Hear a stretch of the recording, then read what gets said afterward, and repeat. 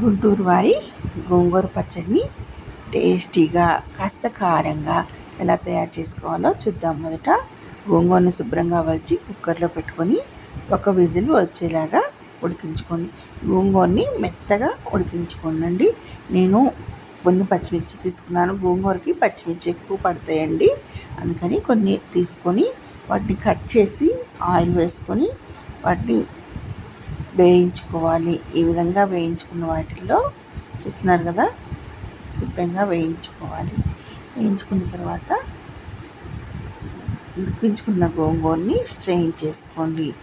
Strain చేసుకున్న తర్వాత ఇందులో వెల్లుల్లి, కొంచెం రాక్ సాల్ట్ అంటే రుచికి సరిపడా ఉప్పు, 2-3 వెల్లుల్లి రెబ్బలు, జీలకర్ర కూడా వేసుకొని ఇలా కొంచెం కోర్స్గా గ్రైండ్ చేసుకోవాలి. తర్వాత ఉడికించి పెట్టుకున్న గోంగూరను కూడా వేసుకొని ఒక్కసారి పల్పించి అలా ఆపేయాలండి.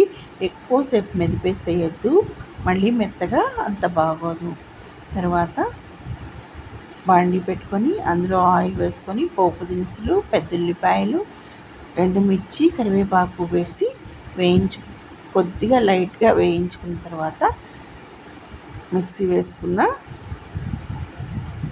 గోంగూర పచ్చడిని కూడా అందులో వేసుకుంటే కమ్మనైన గుంటూరు వారి గోంగూర పచ్చడి మీకు రెడీ అవుతుంది. ఇది వారం వరకు నిల్వ కూడా ఉంటుందండి. సూపర్ టేస్ట్తో చాలా బాగుంటుంది.